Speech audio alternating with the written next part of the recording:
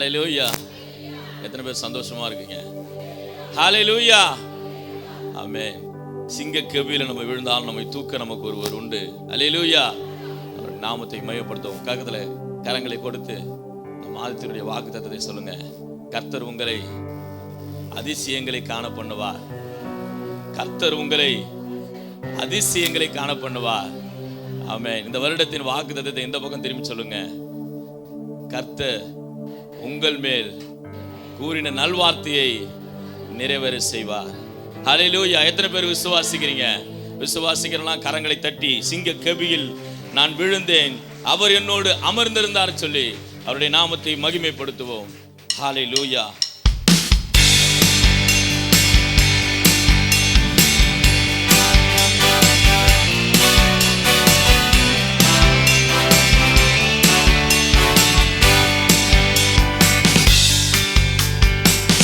கெபியில் நான் விழுந்தேன், அவர் என்னோடு அமர்ந்திருந்தார்.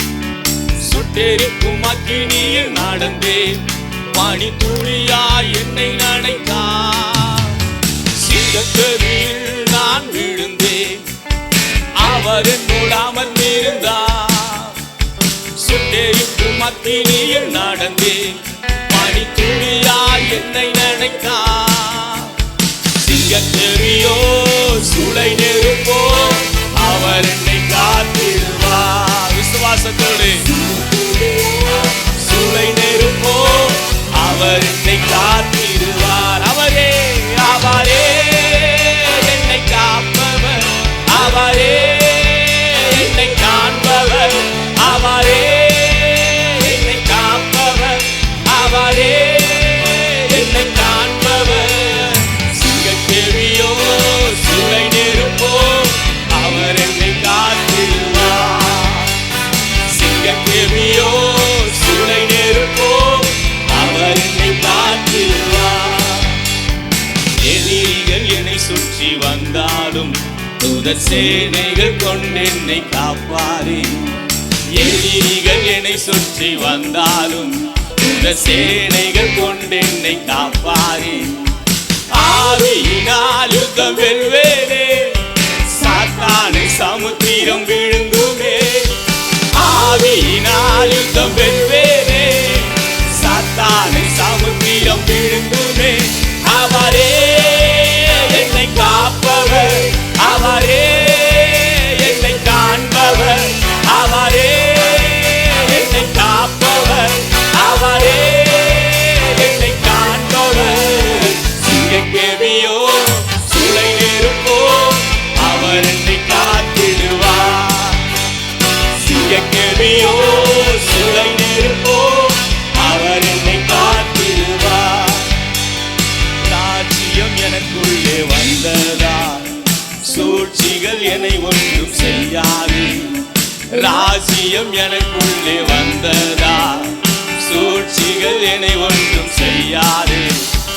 அற்புதம் எனக்காக செய்பவர் என்னை அதிசயமாய் வழி நடத்துவார். அற்புதம் எனக்காக செய்பவர் என்னை அதிசயமாய் வழி நடத்துவார்.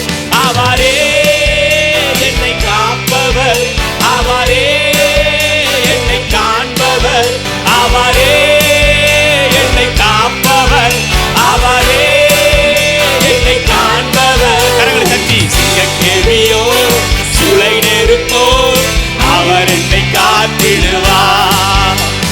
சிங்கக்கெபியோ சூளை நெருப்போ அவர் என்னை காத்திடுவார். ஹல்லேலூயா. ஒருவேளை சிங்கக்கெபிக்குள்ள போகிற சூழ்நிலை உங்கள் வாழ்விலே ஏற்பட்டாலும் கர்த்தர் உங்களோடு இருந்து அவர் உங்களை காண்கிற தேவன், அவர் உன்னை பார்க்கிற தேவன். ஹல்லேலூயா. சிங்கமாய் இருந்தாலும் அவைகள் வாயை கட்டுவார். ஓ ஹல்லேலூயா. கரங்களை தட்டி ஓ என்னை காக்கிற தெய்வமே, என்னை காண்கிற தெய்வமே, உமக்கு நன்றி ராஜா, உமக்கு நன்றி ராஜா, உமக்கு நன்றி ஆண்டவரே. ஹல்லேலூயா, ஹல்லேலூயா. Thank you Father. நன்றி ராஜா. வந்திருக்கிற யாவரும் எழுந்து நின்று ஆவியானவருடைய அபிஷேகத்தை பெற்றுக்கொள்கிற வண்ணமாக, ஆவியானவரே இந்த வேளையில் என்னை நிரப்புங்க ராஜா என்று சொல்லி அவருடைய நாமத்தை மகிமைப்படுத்துவோம். கொஞ்ச நேரம் கைகளை தட்டி ஹல்லேலூயா ஹல்லேலூயா. கூப்பிடுகிற யாவருக்கும் கர்த்தர் சமீபமான தேவன். உண்மையாகவே தன்னை நோக்கி கூப்பிடுகிற யாவருக்கும் கர்த்தர் சமீபமாக இருக்கிறார். ஹல்லேலூயா. ஆண்டவரே, இந்த காலை வேளை தேவ சமூகத்தில் நாங்கள் கூப்பிடுகிறோம். வல்லமையின் ஆவியானவரே, எங்கள் மத்தியில் கடந்து வருவீராக, உமது ஆவியை பெற்றுக்கொள்ள உதவி செய்வீராக என்று சொல்லி, வல்லமையின் ஆவியானவரே எங்கள் மத்தியில் கடந்து வருவீராக. ராஜா,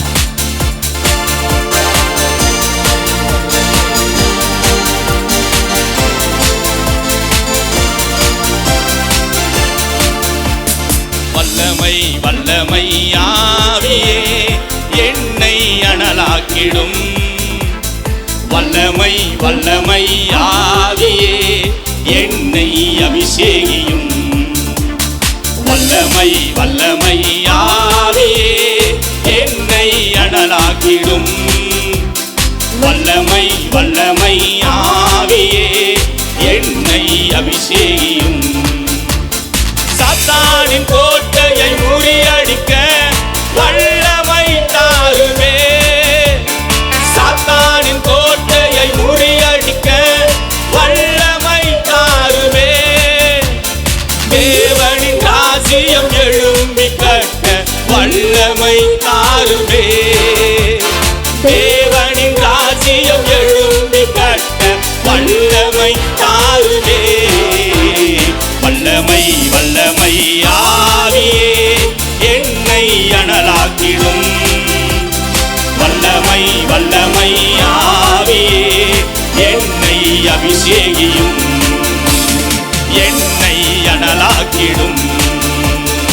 என்னை அபிஷேகியும். என்னை அனலாக்கிடும். என்னை அபிஷேகியும்.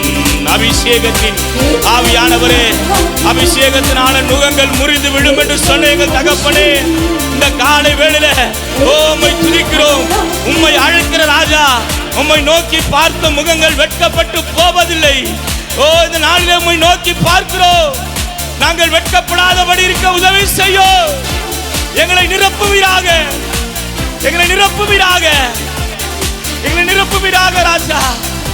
ஓரி பல துரலதரல பல சதல திரல வர வர வரவா. ஓரி மனதரலதரலரலரலரலரபா. ஓரி கரவரலதரலர மனசதர திரல வரவா. உன்னை விட்டு நான் விலகாத ஒரு தேவன். ஓரி கலபரதர பல சதரதரலரபா. ஓரி மனதுரலதரலரபா. எரியோ கோட்டை முன்பதாக மக்கள் துதிக்கும் பொழுது அது இடிந்து விழுந்தது போல, நீங்களும் நானும் துதிக்கும் பொழுது நம் வாழ்க்கையில் இருக்கிற சத்துருவின் தடைகள் அது சரிந்து விடும். விசுவாசத்தோடு பலமானமாய் இருக்கிறவர்கள் விசுவாசத்தோடு துதிங்க. ஆவியானவரை சந்தேகப்படாதீங்க. நீங்க நல்ல கரங்களை தட்டி ஆண்டவரே என்னை நிரப்புங்க என்று சொல்லும் பொழுது அவர் யாவரையும் நிரப்ப சர்வ வல்லமையுள்ள தேவனாய் இருக்கிறார். மாம்சமான யாவர் மேலும் என் ஆவியை ஊற்றுவே. மாம்சமான யாவர் மேலும் என் ஆவியை ஊற்றுவே.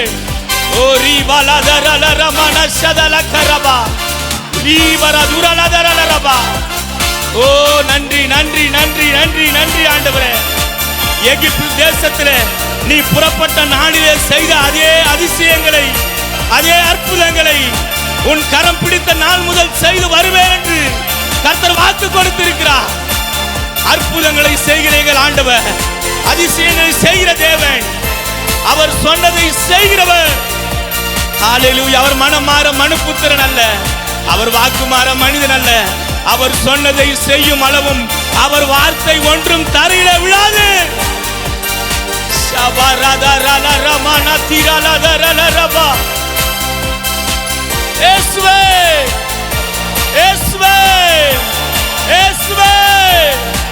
துதிப்போம்.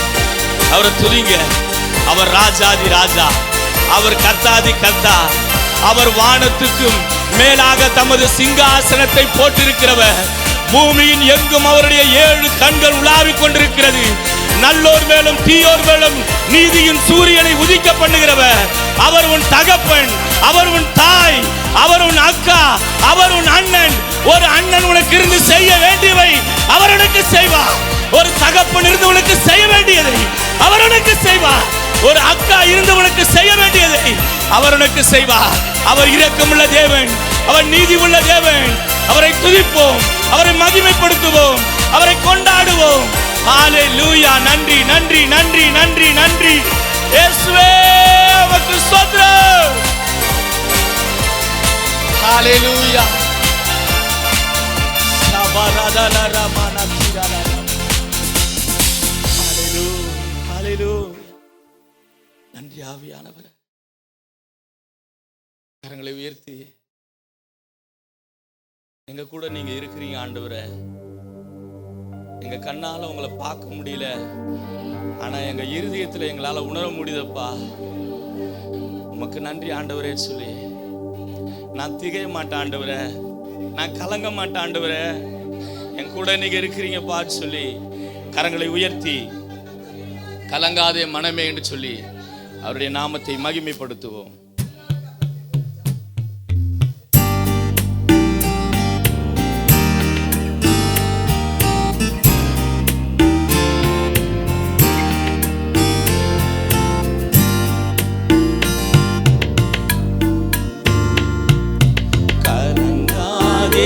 மனமே திகையாதே மனமே. கரங்களை உயர்த்தி கலங்காதே மனமே திகையாதே மனமே.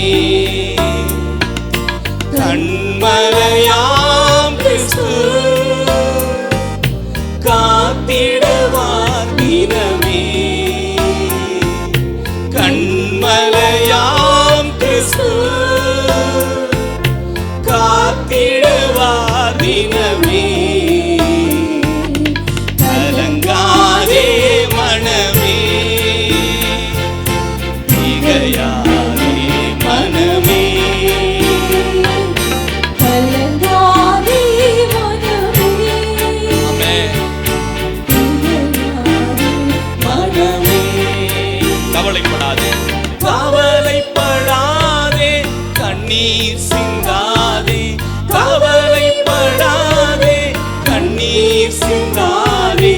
கடைசி வரை உன்னை கைவிட மாட்டார். கடைசி வரை உன்னை கைவிட மாட்டார். கலங்காதே மனமே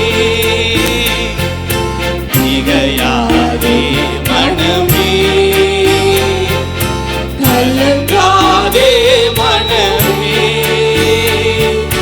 திகையாதே மனமே.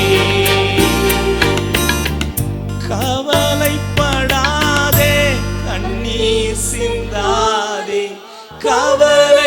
கவலைப்படாதே, கண்ணீர் சிந்தாதே.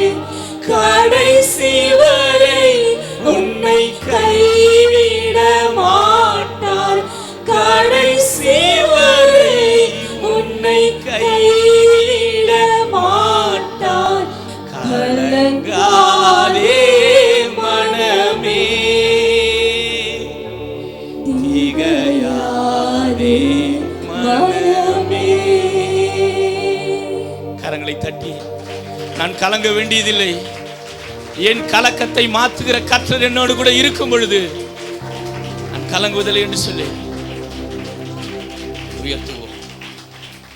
இப்பொழுது செய்தி வேலையை நம்முடைய கரத்தில் தருகிறேன். தாசனை மறைத்து வெளிப்படுங்க. இந்த வார்த்தைகள் எங்களுக்கு இருதயத்தில் கிரியை செய்யப்படும்படியாக ஆண்டவர் நீர் எங்களுக்கு துணை நின்று வழிநடத்த போகிறதுக்காக நன்றி செலுத்துகிறோம். ஆண்டவரே எங்களோடு இன்று பேசுவீராக. இயேசுவின் நாமத்தினால் ஜெபிக்கிறோம் ஜீவனுள்ள நல்ல பிதாவே, ஆமேன் ஆமேன். இந்த காலை வேளையிலே ஆராதனைக்கு வந்திருக்கிறவங்க யாவரையும் ஆண்டவரும் இரட்சகருமாகிய இயேசுவின் நாமத்தினாலே வாழ்த்தி வரவேற்கிறேன். வந்திருக்க எல்லாரும் உற்சாகமாய் ஒரு முறை கூட அல்லேலூயா சொல்லலாமா? எத்தனை பேர் இந்த காலை வேளையிலே சந்தோஷமாக இருக்கிறீர்கள்? தேவனுடைய கிருபையினாலே கடந்த வாரமெல்லாம் கர்த்தர் அற்புதமாய் நம்மை வழி நடத்தினார். சபையின் ஊழியங்களிலும் தேவன் ஆசீர்வாதங்களை கொடுத்தார். ஆண்டவர் இந்த மாதம் நம்மை நடத்தினது போல இந்த மாதத்தின் இறுதி வரை தொடர்ந்து நம்மை நடத்துவார். அல்லேலூயா. கர்த்தர் நல்லவர். உங்கள் அருகில் இருக்கிறவருடைய கரங்களை பிடித்து இந்த மாத வாக்கு தத்தத்தை அவர்களோடு கூட பகிர்ந்து கொள்ளுங்கள். பக்கத்தில் உங்கள் கரங்களை பிடித்து இந்த மாத வாக்கு தத்தத்தை சொல்லுங்க. எகிப்திலிருந்து நீங்கள் புறப்பட்ட நாளில் நடந்தது போலவே கர்த்தர் உங்களை அதிசயங்களை காண பண்ணுவார். வாக்குத்தத்தத்தை விசுவாசிக்கிற எல்லாரும் ஒரு அல்லேலூயா சொல்லலாம். ஆண்டவர் அதிசயங்களின் தேவனாய் இருக்கிறார். அல்லேலூயா. இஸ்ரவேல் மக்கள் எகிப்திலிருந்து புறப்பட்டு சுமார் 1 மாத அளவு அவர்கள் வனாந்தரத்திலே பிரயாணம் செய்து கொண்டிருக்கிறார்கள். அவங்க எகிப்திலிருந்து கொண்டு வந்த மாவு, எகிப்திலிருந்து கொண்டு வந்த உணவெல்லாம் தீர்ந்து போய் இப்பொழுது உணவு பிரச்சனை ஒரு பெரிய பிரச்சனையாக பூதாகரமாக உருவெடுக்கிறது. அப்பொழுது அந்த நேரத்தில் இஸ்ரவேல் மக்கள் மோசேயை பார்த்து, மோசே, எங்களை ஏன் இந்த வனாந்தரத்திலே சாகடிக்கும்படி கொண்டு வந்தாய்? நாங்கள் எகிப்தில் எவ்வளோ நல்லா சாப்பிட்டுட்டு இருந்தோம். வெங்காயத்தை சாப்பிட்டோம், வெள்ளரிக்காய் சாப்பிட்டோம், பூண்டை சாப்பிட்டோம். இந்த வனாந்தரத்தில் எங்களுக்கு ஒன்றுமே இல்லை என்று சொல்லி முறுமுறுக்க துவங்கினார்கள். அப்பொழுது மோசே என்ன செய்வது என்று திகைத்து நிற்கிறார். 20 லட்சம் மக்கள் எவ்வளவு உணவை கொடுக்க முடியும் என்று அவர் திகைத்து நிற்கிற வேளையிலே ஆண்டவர் மோசேயோடு பேச துவங்கினார். மோசே, நீ பயப்படாதே, காலையிலும் மாலையிலும் இந்த மக்கள் உணவு புசிக்கத்தக்க விதத்தில் நான் வானத்திலிருந்து மன்னாவை தருவேன் என்று வாக்கு கொடுத்தார். ஹல்லேலூயா. வானத்திலிருந்து அப்பத்தை வர்ஷிக்க பண்ணுவேன் என்று தேவன் வாக்கு கொடுத்தார். யூத பாரம்பரியம் சொல்கிறது, ஆண்டவர் என்ன செய்வாராம், காலையில் ஒரு காற்றை வீச செய்வாராம். அந்த காற்று வீசும் பொழுது அந்த வனாந்தரத்தில் இருக்கிற மணல், அந்த அழுக்கு, தூசி எல்லாம் பறந்து போய்விடுமா. அது பின்பு கர்த்தர் மென்மையான ஒரு மழையை அனுப்புவாராம். அந்த மழை இறங்கும் பொழுது அந்த மணல் எல்லாம் அப்படியே அமர்ந்து விடும். அதன் பின்பு அதன் மேலே ஆண்டவர் பனி பெய்கிற நேரத்தில் வெள்ளை வெள்ளையரென்று இருக்கிற அந்த ஜவ்வரிசி போல இருக்கிற அந்த மன்னாவை கர்த்தர் பொழிய பண்ணுவாராம். காலை தோறும் அந்த மன்னாவை, சுத்தமான மன்னாவை எடுத்து அவர்கள் அன்னைக்கு என்ன சாப்பிடணும்னு நினைக்கிறாங்களோ, அன்னைக்கு அவங்க இனிப்பு சாப்பிடணும்னு நினைச்சா அந்த மன்னா அவர்களுக்கு இனிப்பாய் மாறிவிடுமா. அவர்களுக்கு இறைச்சி சாப்பிடணும்னு நினைச்சா அந்த மன்னா அவர்களுக்கு அப்படியே இறைச்சியின் சுவையை கொடுத்து விடுமா. அவர்கள் என்ன சாப்பிட வேண்டும் என்று நினைக்கிறார்களோ அந்த சுவையை கொடுக்கிற உணவாக அது மாறிவிடும். அவர்கள் அதை வேக வைத்தோ சுட்டோ சாப்பிட்டார்கள். 40 வருடங்கள் மன்னாவை அவர்கள் புசித்தார்கள். ஒரு அல்லேலூயா சொல்லலாமா? நான் ஏற்கனவே சொல்லியிருக்கிறேன், இஸ்ரவேல் மக்களினுடைய அந்த வனாந்தர பிரயாணம் நம்முடைய வாழ்க்கையின் ஆவிக்குரிய வாழ்க்கைக்கு திருஷ்டாந்தமாக இருக்கிறது. இன்றைக்கு இந்த மன்னா, வானத்திலிருந்து இறங்கி வந்த மன்னா நமக்கு என்ன திருஷ்டாந்தமாக இருக்கிறது என்பதை தான் நாம் பார்க்க இருக்கிறோம். இந்த காலை வேளையிலே வானத்து மன்னா என்கிற தலைப்பிலே கர்த்தருடைய வார்த்தை உங்களோடு கூட பகிர்ந்து கொள்ள விரும்புகிறேன். மேனா ஃப்ரம் ஹெவன். யாத்திராகமம் 16வது அதிகாரத்தில் மன்னாவை குறித்த காரியங்கள் எழுதப்பட்டிருக்கிறது. 5வது வசனத்தை எல்லாரும் சேர்ந்து வாசிப்போம். 6ஆம் நாளிலோ அவர்கள் நாள்தோறும் சேர்க்கிறதை பார்க்கிலும் 2 சேர்த்து அதை ஆயத்தம் பண்ணி வைக்க கடவர்கள் என்றார். இந்த இடத்திலே மன்னாவை குறித்து ஆண்டவர் சில பிரமாணங்களை எழுதியிருக்கிறதை நாம் பார்க்கிறோம். அதை நம்ம தெளிவாக பின்பாக பார்க்க இருக்கலாம். இந்த மன்னா நம்முடைய வாழ்க்கையிலே, ஆவிக்குரிய வாழ்க்கையில் எதற்கு அடையாளமாக இருக்கிறது என்பதை இன்றைக்கு நாம் அறிந்து கொள்ள வேண்டும். 3 கேள்விகளை உங்களுக்கு முன்பாக வைக்க விரும்புகிறேன். பின்வருகிற இந்த 3 கேள்விகளுக்கு வேதத்திலிருந்து நாம் விடை காணும் போது மன்னாவின் திருஷ்டாந்தத்தை நாம் புரிந்து கொள்ள முடியும். முதலாவதாக 4000-5000 வருடங்களுக்கு முன்பு இஸ்ரவேலருக்கு ஆண்டவர் மன்னாவை கொடுத்தார். சரி, ஓகே. ஆனால் இன்றைக்கு நமக்கு மன்னாவை பார்க்க முடியாது, மன்னாவை சாப்பிட முடியாது. அப்படி என்றால் இந்த நாட்களில், இன்றைக்கு இந்த மன்னா எதை குறிக்கிறது? நம்முடைய மன்னா எது? வாட் இஸ் அவர் மன்னா? நம்முடைய மன்னா எது என்பதுதான் முதல் கேள்வி. அன்பான தேவ பிள்ளைகளே, மன்னா என்பது வானத்திலிருந்து வந்த அப்பம் என்று நாம் பார்த்தோம். முதலாவதாக இந்த சரீரத்திலே, அதாவது நமக்கு ஆவி, ஆத்துமா, சரீரம் என்று 3 பேர் நமக்குள் இருக்கிறார்கள் இல்லையா? உங்க எல்லாருக்கும் தெரியும். சொல்லுங்க பார்க்கலாம். ஆவி, ஆத்துமா, சரீரம். சரீரம் என்பது நம்ம பார்க்கிற வெளி தோற்றத்தில் இருக்கிற இந்த உடல். ஆத்துமா என்பது நம்முடைய மனம். ஆவி என்பது நம்முடைய உயிர். இது 3ம் இணைந்தது தான் மனிதன். அப்போ இந்த சரீரம் உயிர் வாழ்வதற்கு நமக்கு உணவு தேவை. இந்த சரீரம் எங்கிருந்து வந்தது சொல்லுங்க பார்க்கலாம். வானத்திலிருந்து வந்ததா, பூமியிலிருந்து வந்ததா? மண்ணிலிருந்து வந்தது. அப்போ மண்ணிலிருந்து வந்த இந்த உடலுக்கு ஆண்டவர் மண்ணிலிருந்து உணவை கொடுக்கிறார். அல்லேலூயா. நம்ம சாப்பிட்ற எல்லாம் இதில் தான் விளைகிறது. அப்போ நம்முடைய உடலும் மண், நம்ம சாப்பிட்றதும் மண், நம்ம போக போகிறதும் மண். ஆனால் இடையில நம்ம ஆடுற ஆட்டம் இருக்குது, கொஞ்சம் நஞ்ச ஆட்டம் ஆடுறது கிடையாது. சரி, அது ஒரு பக்கம் இருக்கட்டும், அது வேற சப்ஜெக்ட். ஸோ எல்லாமே மண்ணு தான் இல்லையா? அப்போ உடலாகிய மண்ணுக்கு மண்ணிலிருந்து கர்த்தர் உணவை கொடுக்கிறார். ஆனா உள்ளே இருக்கிற ஆத்துமா பூமியிலிருந்து வந்ததல்ல, அது வானத்திலிருந்து வந்த ஒன்று. ஒரு அல்லேலூயா சொல்லலாமா? இந்த ஆத்துமாவுக்கு அழிவில்லை. ஆமென். இந்த உலகத்தில் இருக்கிற எந்த மனிதனாக இருந்தாலும், ஏழையோ பணக்காரனோ, படித்தவனோ படிக்காதவனோ, அவன் எந்த மனிதனாக இருந்தாலும் அவனுக்குள் ஒரு ஆத்துமாவை கர்த்தர் வைத்திருக்கிறார். அல்லேலூயா. அப்ப அந்த ஆத்துமாவுக்கு ஒரு உணவு தேவை இல்லையா? அந்த ஆவிக்குரிய உணவு என்ன, நம்முடைய மன்னா என்ன என்று பார்க்கும் பொழுது, முதலாவதாக ஆண்டவர் இயேசு தான் நம்முடைய மன்னா. அல்லேலூயா. அவருடைய சரீரம் தான் நம்முடைய மன்னா. யோவான் 6வது அதிகாரம் 15வது வசனத்தில் இயேசுவே இதை குறித்து சொல்கிறார். எல்லோரும் சேர்ந்து வாசியுங்கள். நானே வானத்திலிருந்து இறங்கின ஜீவ அப்பம். பழைய ஏற்பாடுல பார்க்கிறோம், வானத்திலிருந்து நான் உங்களுக்கு அப்பத்தை தருவேன் என்று யெகோவா தேவன் சொல்கிறார். புதிய ஏற்பாட்டுக்கு வந்தோம்னா, நீங்க பழைய ஏற்பாட்டு மக்கள் சாப்பிட்ட மன்னாவை தேடிட்டு இருக்காதீங்க. நானே வானத்திலிருந்து இறங்கி வந்த உயிருள்ள அப்பம், இன்னொரு வகையில சொல்ல போனா உயிருள்ள மன்னா நானே என்று இயேசு இங்கே சொல்கிறதை பார்க்கிறோம்.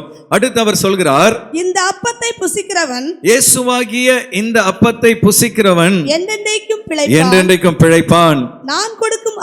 நான் கொடுக்கும் அந்த அப்பம் உலகத்தின் ஜீவனுக்காக, இந்த உலகம் உயிர் வாழ்வதற்காக நான் கொடுக்கும் என் மாம்சமே என்றார். அப்ப அன்பான தேவ பிள்ளையே, இந்த உடல் உயிர் வாழ எப்படி உணவு அவசியமோ, அதே போல நம்முடைய ஆத்துமா உயிர் வாழ ஆண்டவர் இயேசு அவசியம். அவருடைய சரீரம் நமக்கு அவசியம்.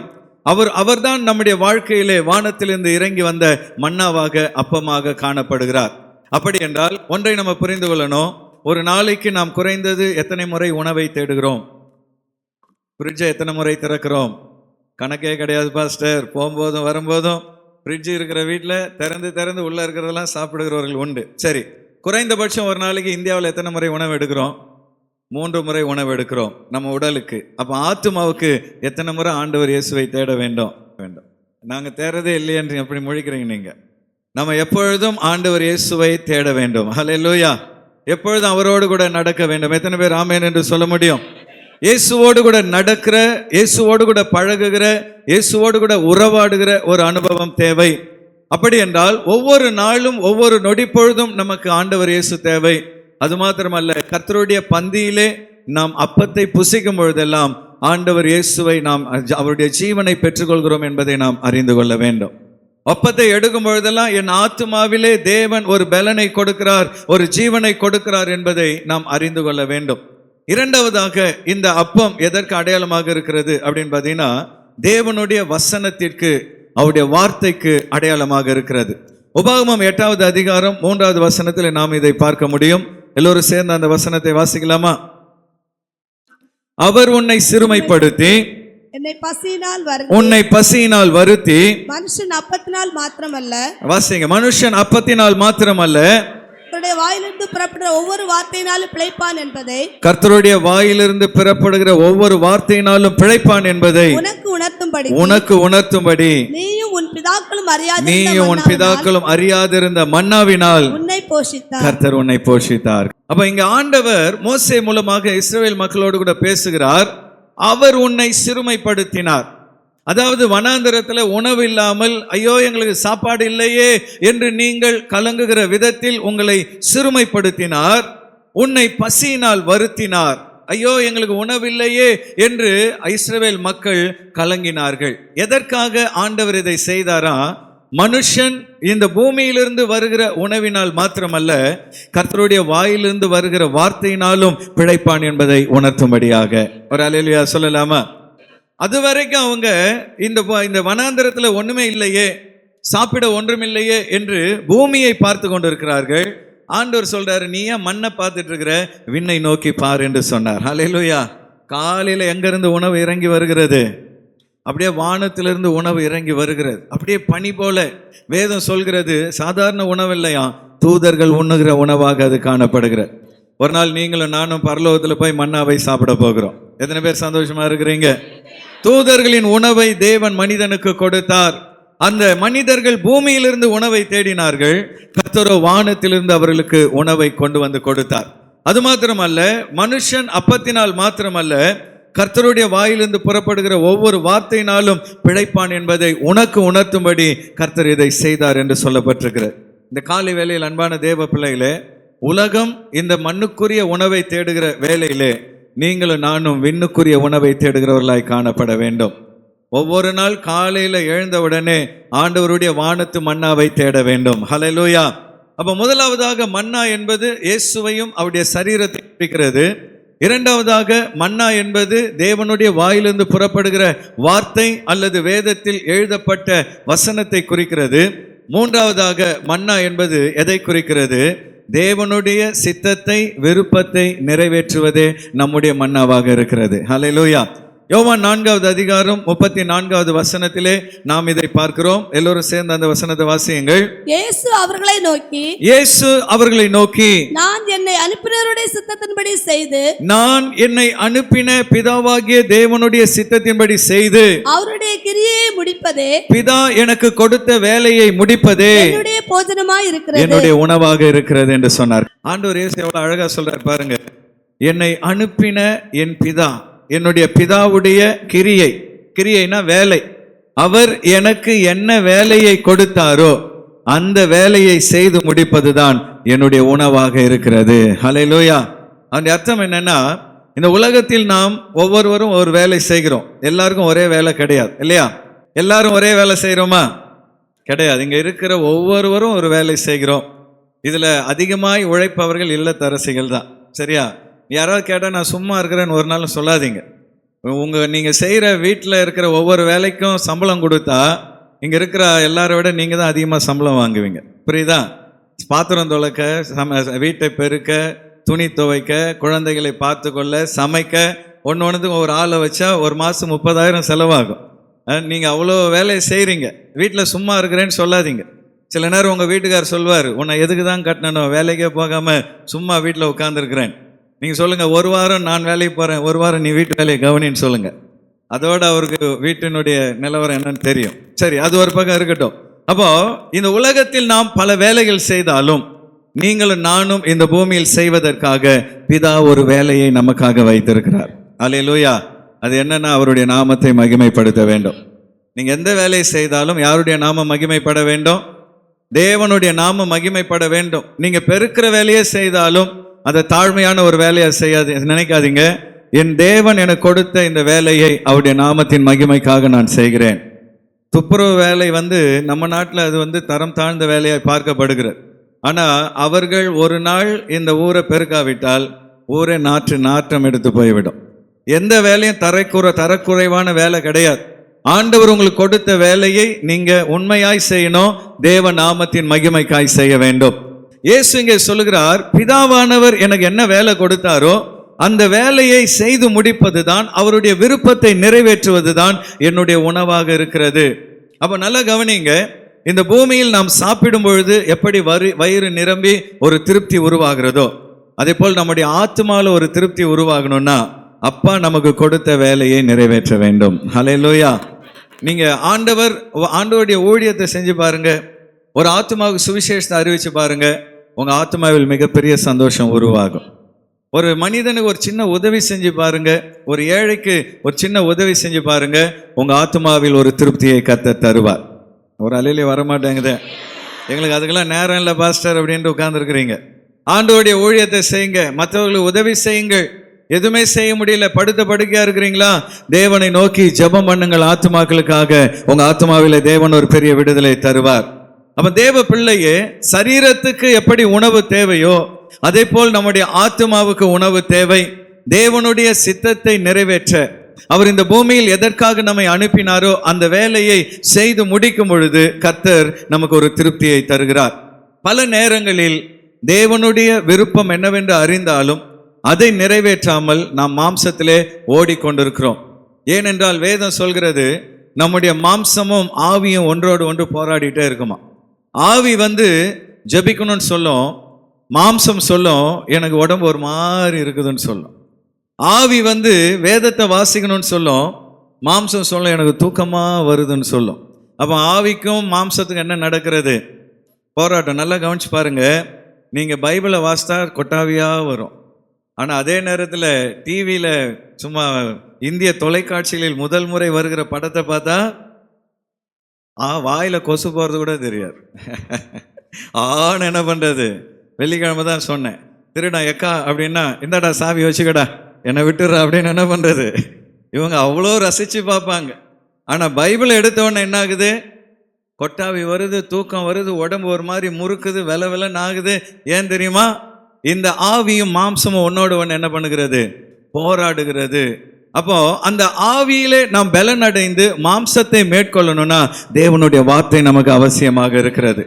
ஒவ்வொரு நாளும் தேவனுடைய வார்த்தையை நாம் வாசித்து தேவனுடைய சித்தத்தை அவருடைய விருப்பத்தை நிறைவேற்றி முடிக்கும் பொழுது நம்முடைய ஆத்துமாவில் கர்த்தர் ஒரு பலனை தருகிறார். அல்லேலூயா. இரண்டாவது கேள்விக்கு நம்ம போகலாம். மன்னாவின் பயன் என்ன?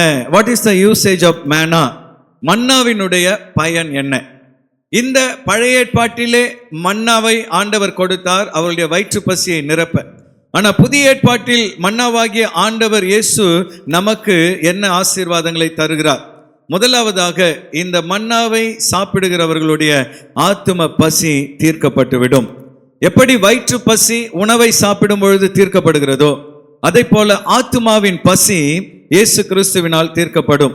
யோவான் 6வது அதிகாரம் 35வது வசனத்திலே இயேசு கிறிஸ்து இதை சொல்கிறார். எல்லோரும் சேர்ந்து வாசியுங்கள். இயேசு அவர்களை நோக்கி ஜீவ அப்பம் நானே, உயிருள்ள உணவு நானே. ஒரு அல்லேலூயா சொல்லலாமா? ஜீவ தண்ணீர். உயிருள்ள தண்ணீர்னா என்ன? இது கொஞ்சம் உபதேசம், அதனால கொஞ்சம் கஷ்டமா தான் இருக்கும் புரிஞ்சுக்க. ஆனா நல்லா கவனிச்சிங்கன்னா உங்களுக்கு அது ஆசீர்வாதமா இருக்கும். ஜீவ தண்ணீர். நம்ம ஊர்ல ஜீவ நதிகள் 3 இருக்கிறது. என்னென்ன?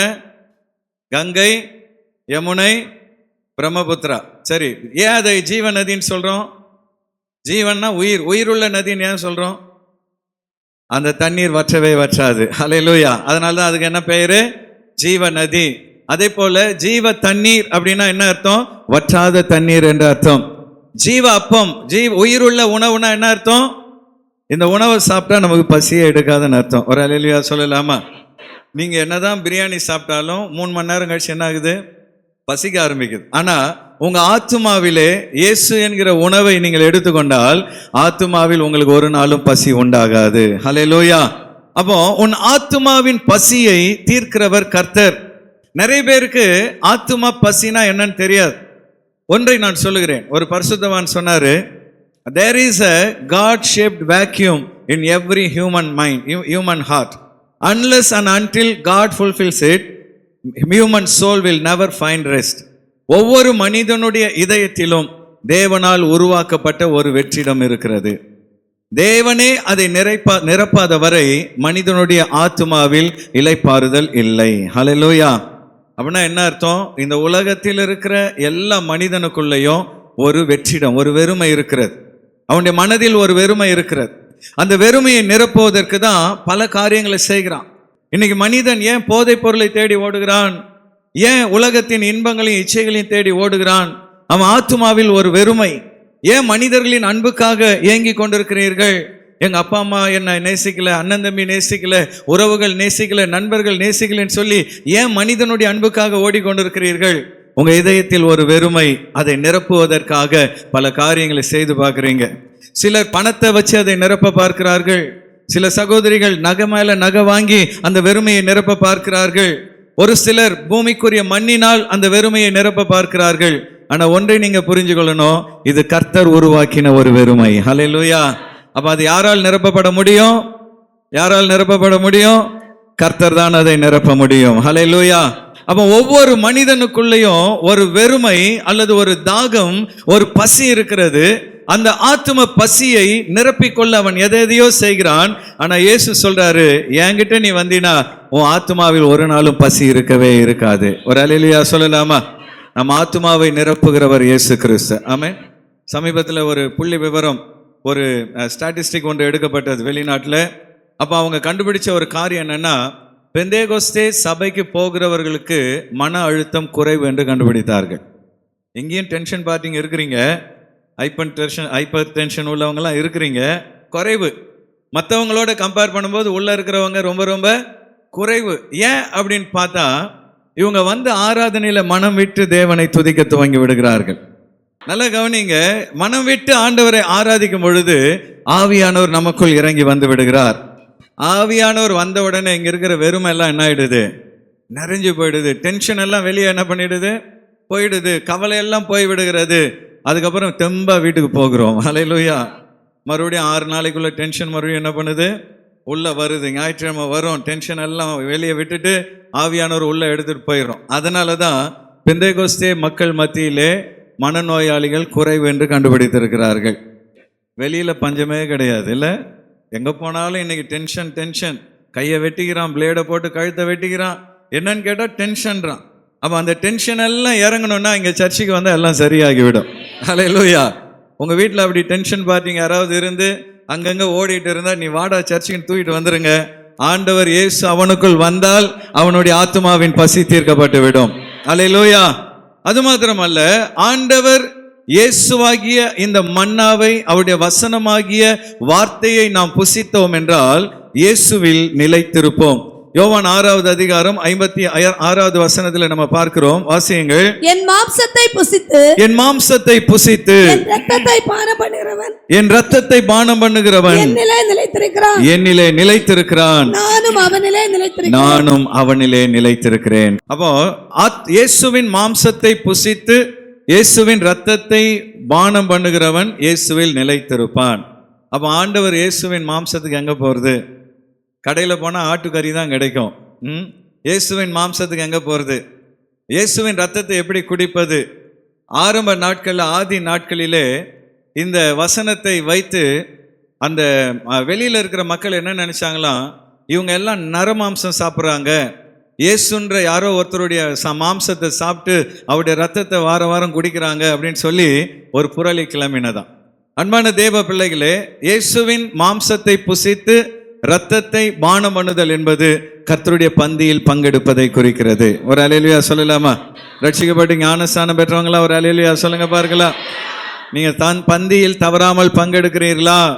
ஆண்டவர் இயேசுவினுடைய மாம்சத்தை புசித்து அவருடைய இரத்தத்தை பானம் பண்ணுகிறீர்களா?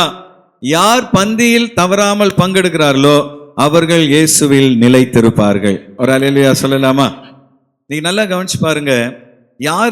யார் கர்த்தரை விட்டு பெண் வாங்கி போகிறார்கள், யார் ஆண்டவரை விட்டு தூரம் போறாங்கன்னு பார்த்தீங்கன்னா, பந்தியில முதல்ல பங்கெடுக்க மாட்டாங்க. எப்படி படிப்படியாக பிசாசு அவங்களுக்குள்ள வருவான் பாருங்க.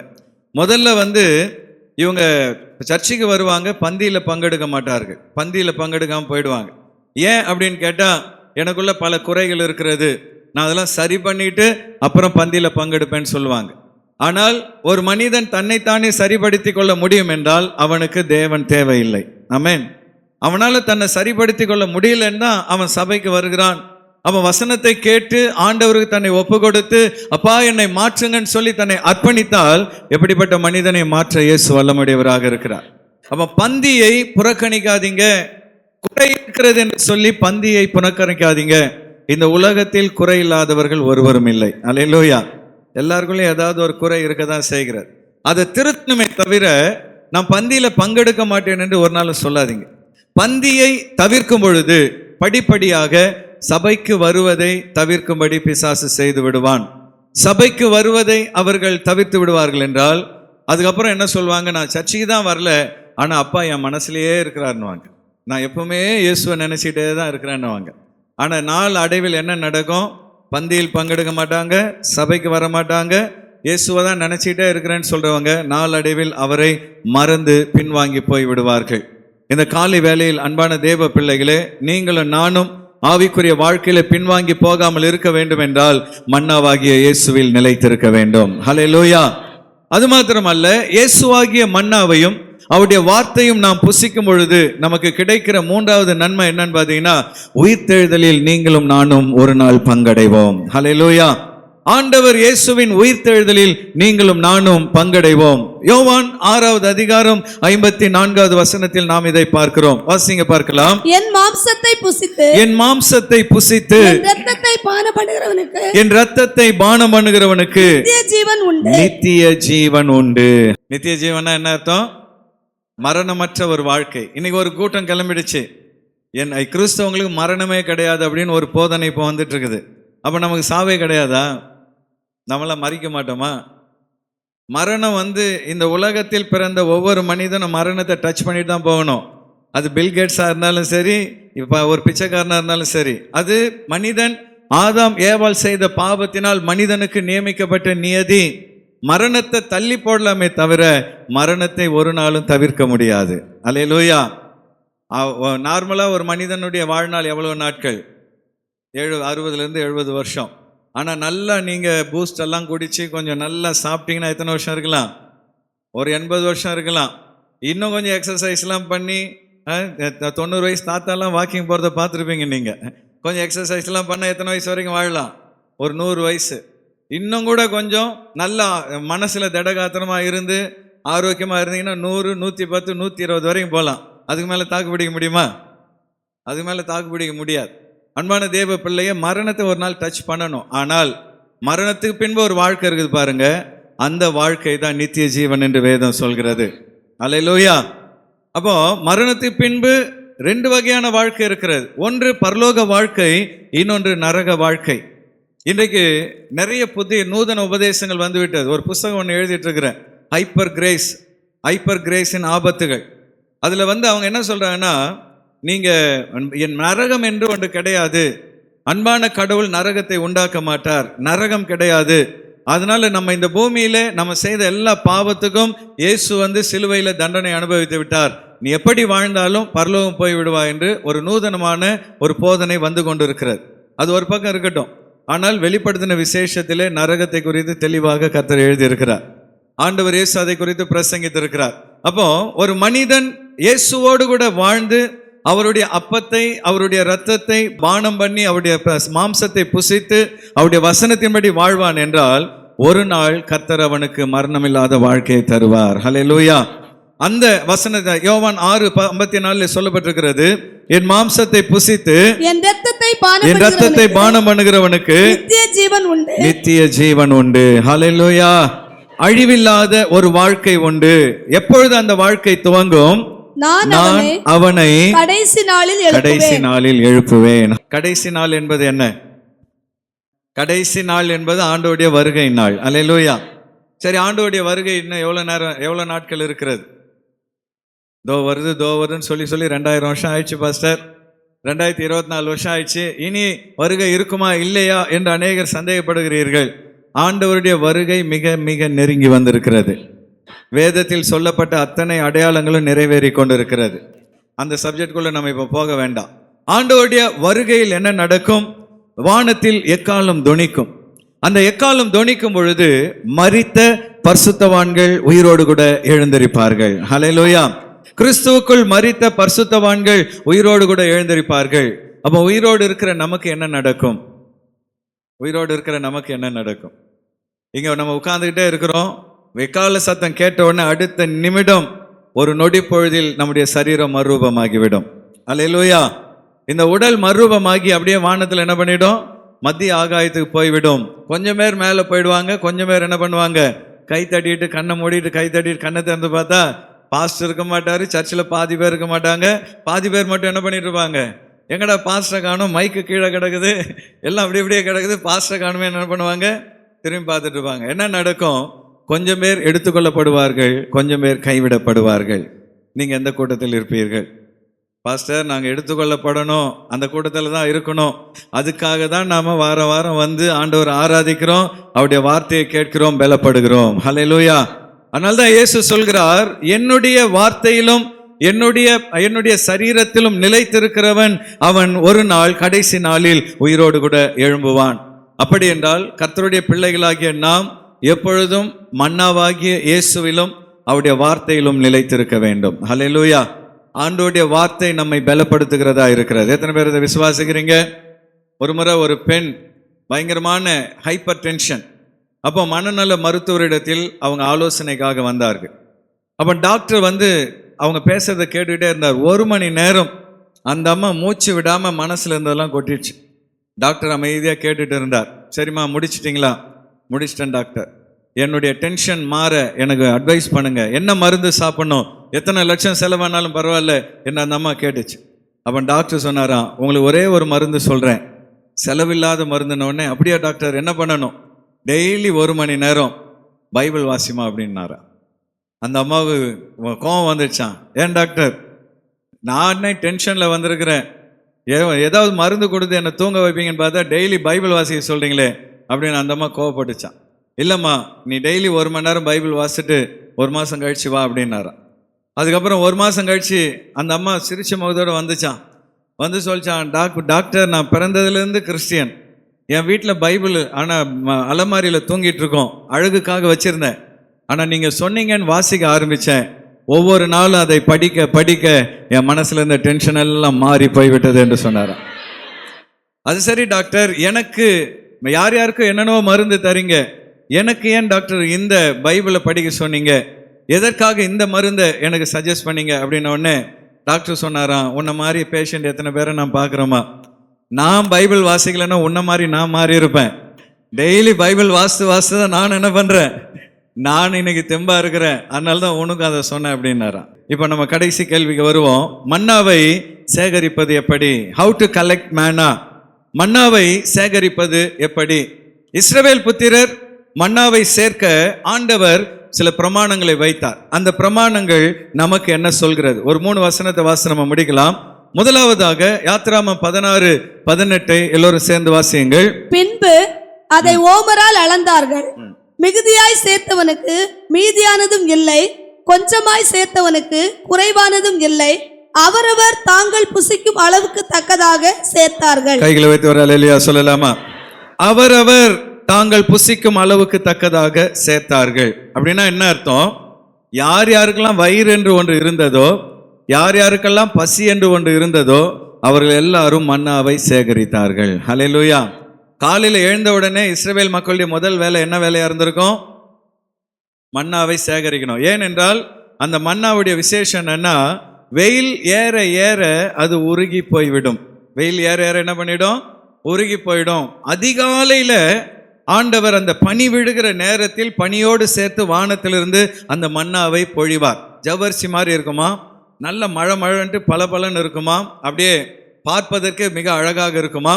அதை என்ன பண்ணணும்? இவங்க மண்ணில் இருந்து எடுக்கணும். மண்ணில் ஆண்டவர் ஏற்கனவே மழை பெய்து அதை சுத்தப்படுத்தி விட்டதுனால அந்த மன்னாவை எடுத்து அவங்க சேகரிக்க வேண்டும். அப்போ அவங்க மனசுல இன்னைக்கு என்ன சாப்பிடலாம் அப்படின்னு ஆசைப்படுறாங்களோ, இன்னைக்கு நல்ல ஒரு தேனிட்ட பணியாரம் சாப்பிடணும்னு நினைச்சா அந்த மண்ணை அப்படியே தேன் போல மாறி விடுமா. அல்லேலூயா. இன்னைக்கு கொஞ்சம் காடைக்கறி சாப்பிடலாம்னு நினைச்சா என்ன ஆயிடுமா? அது அப்படியே காடைக்கறி மாதிரி டேஸ்ட் ஆயிடுமா.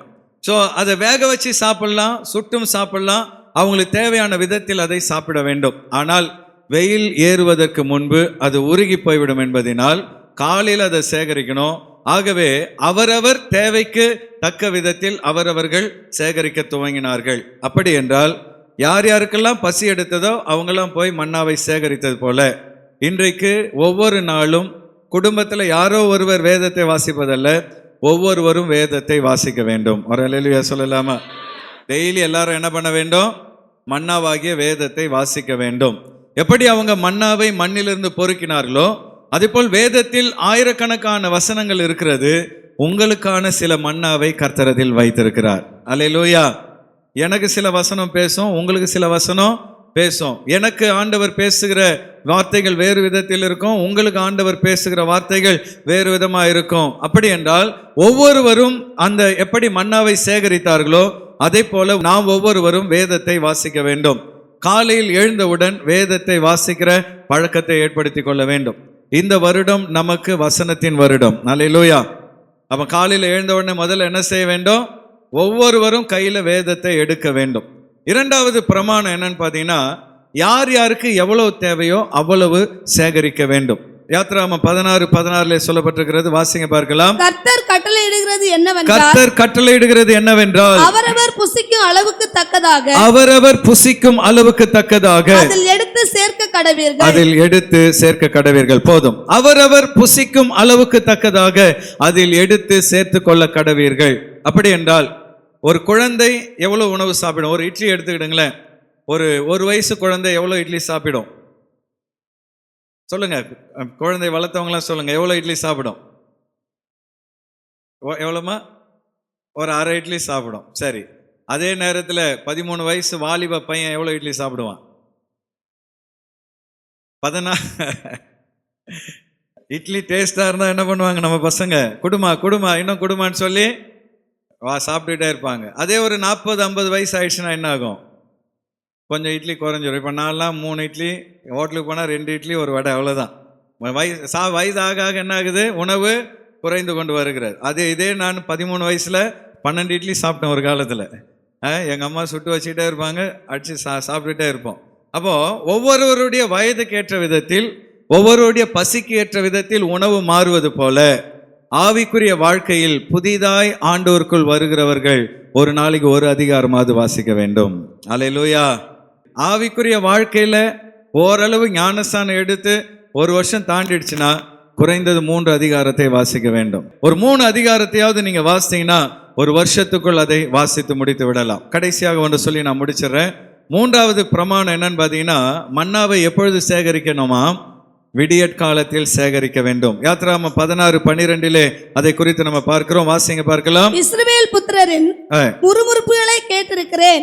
நீ அவர்களோட பேசி நீங்கள் சாயங்காலத்தில் இறைச்சியை புசித்து விடியற்காலத்தில் அப்பத்தால் திருப்தியாகி நான் உங்கள் தேவனாகிய கர்த்தர் என்பதை அறிந்து கொள்வீர்கள் என்று சொல் என்றார். நான் உங்கள் தேவனாகிய கர்த்தர் என்பதை அறிந்து கொள்வீர்கள் என்று சொல் என்றார். விடியற்காலத்தில் அப்பத்தால் திருப்தியாகி. அப்படி என்றால் அப்பத்தை அவர்கள் விடியற்காலத்திலே சேகரித்து அதை புசித்தார்கள். இது எதை குறிக்கிறது என்றால், நமக்கு விடியற்காலம் என்பது மாறிட்டே வருது. ஒரு காலத்தில் விடியற்காலம் என்றால் காலை 4 மணியா இருந்தது, 3 மணி இருந்தது. ஒரு 40 வருஷத்துக்கு முன்னாடி விடியற்காலம்னா எத்தனை மணி? 3 மணி. கிராமத்தில் இருந்த வயதானவங்களுக்கு தெரியும், சாயந்தரம் 6 மணிக்கு படுத்துருவாங்க. அப்போல்லாம் கரண்ட் இருக்காது. அதனால மண்ணெண்ணெய் விளக்கு தான். எதுக்கு மண்ணெண்ணெய் வீணாகணும்னு சொல்லி 6 மணிக்கெலாம் சாப்பிட்டு விளக்கு அணைச்சிட்டு படுத்துருவாங்க. காலையில் 3 மணிக்கு எழுந்து விடுவார்கள். ஞாபகம் இருக்குதா? வயசானவங்க இருந்தால் தெரியும். அதுக்கப்புறம் என்னாச்சு? கரண்ட் விளக்கு வந்த உடனே அதுக்கப்புறம் மக்கள் என்ன பண்ணாங்க, ராத்திரி ஒரு 8 மணிக்கு படுத்துட்டு காலையில் 4 மணி 5 மணிக்கு எழும்ப ஆரம்பித்தார்கள். ஆனால் இந்த சன் டிவி எப்போ வந்ததோ அப்போ எத்தனை மணி வரைக்கும் முழிச்சிருக்க ஆரம்பித்தாங்க? 11, 12 மணி வரைக்கும் முழிக்க ஆரம்பித்தாங்க. ஆனால் இந்த செல்ஃபோன் வந்த அப்புறம் சில ஆந்தைங்க தூங்குறதே கிடையாது. ராத்திரி எல்லாம் கொட்டை என்ன பண்ணுறது? ராத்திரி எல்லாம் முழிச்சுக்கிட்டு காலையில் 10 விடியற்காலை. உங்களுக்கு எத்தனை மணிக்கு? 10 மணியா? ஏன் அவ்வளோ சீக்கிரம் சொல்கிறீங்க? சில ஆட்களுக்கு 11 மணிக்கு ஃபோன் பண்ண கூட, யார் 11 மணிக்கு என்ன பண்ணிட்டு இருக்கிற? இப்போ தான் எழுந்தேன். ஆமாம், எழுந்து அப்புறம் ப்ரஷ்ஷை தெருவில் விளக்கிட்டு வர்றது அது ஒரு ஃபேஷன் ஆயிடுச்சு. வண்டியில் உட்காந்துக்கிட்டு ப்ரஷ்ஷை வச்சு என்ன பண்ணுறான்? விளக்கிக்கிட்டே ஓட்டு வரான். இன்னும் கொஞ்ச நாள் போச்சுன்னா பக்கெட்டும் எடுத்துக்கிட்டு குளிச்சுக்கிட்டே வந்துடுவான் போல இருக்கு. அந்த மாதிரி காலங்கள் மாறி போச்சு. சரி, உங்களுடைய விடியற்காலம் எத்தனை மணின்னு உங்களுக்கு தான் தெரியும். நீங்கள் எத்தனை மணிக்கு எழுந்திருக்கிறீங்களோ அதுதான் உங்களுக்கு விடியற்காலம். எழுந்தவுடன் முதல் வேலை என்ன வேலையாக இருக்கணும்? வேதத்தை வாசிக்கிற வேலையாக இருக்க வேண்டும். அல்லேலூயா. காலையில் எழுந்த உடனே முதல்ல பைபிளை வாசிங்க. நீங்கள் புதிய விசுவாசி, இளம் விசுவாசினா 1 அதிகாரம் வாசிங்க. கொஞ்சம் வளர்ந்துட்டீங்களா 2 அதிகாரம் வாசிங்க. நல்ல முதிர்ந்த விசுவாசிகளா 3 அதிகாரம் வாசிங்க. உங்களுக்கு வீட்டில் நல்ல நேரம் இருக்கிறது, வேதத்தை ஆராயணுன்ற விருப்பம் இருக்கிறதா, 5 அதிகாரம் வாசிங்க. வேதத்தை வாசிக்க அளவில்லை. உன்னுடைய ஆத்மாவுக்கு எவ்வளவு தேவையோ அவ்வளவு வேதத்தை நீ வாசிக்க வாசிக்க கர்த்தர் உன்னை பலப்படுத்துவார். ஹல்லேலூயா. 40 வருடங்கள் இஸ்ரவேல் மக்களை வனாந்தரத்திலே ஆண்டவர் மன்னாவினால் போஷித்தார். அதே போல உயிருள்ள நாளெல்லாம் இந்த மன்னாவினால் கர்த்தர் நம்மை போஷிப்பார். ஹல்லேலூயா. எத்தனை வருஷம் வாழ்ந்தாலும் இந்த மன்னா குறையவே குறையாது. ஆமென். இது நம்மை பலப்படுத்துகிற மன்னாவாய் காணப்படுகிறது. இந்த ரயில் கண்டுபிடித்த நாட்களில் கரி என்ஜினை வச்சு தான் ரயில் ஓடும். மின்சாரம் கண்டுபிடிப்பதற்கு முன்பாகவே ரயில் கண்டுபிடிச்சிட்டாங்க. அப்போ இந்த மின்சாரம் கண்டுபிடிப்பதற்கு முன்பு ரயில் கண்டுபிடிக்கப்பட்ட அந்த நாட்களில் ராத்திரி நேரத்தில் ரயில் பிரயாணம் பண்ணும் பொழுது இப்போ மாதிரி சுவிட்சை தட்டினா லைட் எரியாது. அப்போ என்ன பண்ணுவாங்க, ட்ரெயினில் விளக்கு கொளுத்துறதுக்காகவே ஒரு ஆள் இருப்பார். அவர் என்ன பண்ணுவார், சாயந்தரம் ஆனால் ட்ரெயினில் இருக்கிற மண்ணெண்ணெய் விளக்கை கொளுத்தி வைப்பார். இப்படிப்பட்ட ஒரு காலகட்டத்திலே ஒரு நாள் ஒரு சின்ன குழந்தையும் ஒரு பெண் பிள்ளையும் அம்மாவும் ட்ரெயினில் பிரயாணம் போகிறாங்க. மத்தியானம் ஒரு 12 மணி இருக்கும். திடீர்னு அந்த பெட்டியில் இருக்கிற விளக்கெல்லாம் அந்த விளக்கு பொருத்துகிறவர் கொளுத்திக்கிட்டே வருகிறார். இந்த குழந்தை அம்மாவை பார்த்து கேட்குது, மம்மி வெயில் நல்லா அடிச்சிட்டு இருக்கு, வெளிச்சமாக இருக்கு, இந்த அங்கிள் எதுக்கு மத்தியானத்தில் போய் விளக்க கொளுத்திட்டு இருக்கிறார் அப்படின்னு சொல்லி அந்த பெண் கேட்ட உடனே, உனக்கு இப்போ புரியாதுமா, நீ கொஞ்ச நேரம் பொறுத்து பார் என்று சொன்ன உடனே கொஞ்ச நேரத்தில் அந்த ட்ரெயின் நீளமான ஒரு குகைக்குள் செல்ல துவங்கினது. பயங்கரமான இருட்டு, கும் இருட்டு. அப்போ அந்த பயங்கரமான இருளுக்குள் அந்த ட்ரெயின் போகும்பொழுது சின்ன குழந்தைகள் பயந்து விடக்கூடாது என்பதற்காக முன்கூட்டியே அவர் விளக்கை ஏற்றி வைத்தார். ஹல்லேலூயா. அந்த குகையை கடந்த பின்பு அந்த விளக்கு அணைக்கப்பட்டது. அப்போதான் அந்த குழந்தை சொல்லிச்சான், நான் மாத்திரம் அந்த விளக்கு எரியலைன்னா அந்த குகையில பயத்திலேயே நான் செத்து போயிருப்பேன் மம்மி, அந்த அங்கிளுக்கு ரொம்ப நன்றி அப்படின்னு சொல்லிச்சான். அன்பான தேவ பிள்ளைகளே, வாழ்க்கை என்பது ஒரு பிரயாணமாய் காணப்படுகிறது. எந்த இடத்துல வெளிச்சம் வரும், எந்த இடத்துல இருட்டு வரும், கர்த்தர் ஒருவர் தான் அறிந்திருக்கிறார். அப்ப நம்முடைய வாழ்க்கையின் இருளான பகுதிகளிலே நமக்கு வெளிச்சத்தை காண்பிக்கிற விளக்காக தேவனுடைய வசனம் காணப்படுகிறது. அப்ப ஒவ்வொரு நாளும் அந்த வேத வசனமாகிய மன்னாவை நாம் வாசித்து புசித்து நாம் பலன் கொள்ளும் பொழுது இந்த வாழ்க்கை பிரயாணத்திலே அந்த மன்னா நாம் ஓடுவதற்கு நமக்கு பலன் கொடுக்கிறது. ஹல்லேலூயா. எத்தனையோ பேர் வாழ முடியாமல் தற்கொலை செய்து மரித்து விடுகிறதை பார்க்கிறோம். உலகத்திலே பிரபலமானவர்கள், பணக்காரர்கள், நடிகர்கள், நடிகைகள் கூட உலகத்தில் வாழ முடியாமல் தற்கொலை செய்து கொள்கிற இந்த நாட்களில் நீங்களும் நானும் வாழ்க்கை பிரயாணத்தை வெற்றியாய் ஓடி முடிக்க நமக்கு பலன் தருகிற மன்னாவாக இயேசுவும் அவர் வார்த்தையும் இருக்கிறார்கள். ஹல்லேலூயா. வந்திருக்கிற எல்லாரும் எழும்பி நின்று, ஆண்டவரே நீர்தான் வானத்திலிருந்து இறங்கி வந்த மன்னா, ஒவ்வொரு நாளும் அந்த மன்னாவை புசித்து நான் பலன் அடைவேன், உமக்குள் நான் உறுதியாய் நிற்பேன் என்று சொல்லி வந்திருக்கிற எல்லாரும் எழும்பி நின்று ஒரு 2 நிமிடம் அப்பாவை எல்லாரும் ஸ்தோத்திரம் பண்ணுவோமா?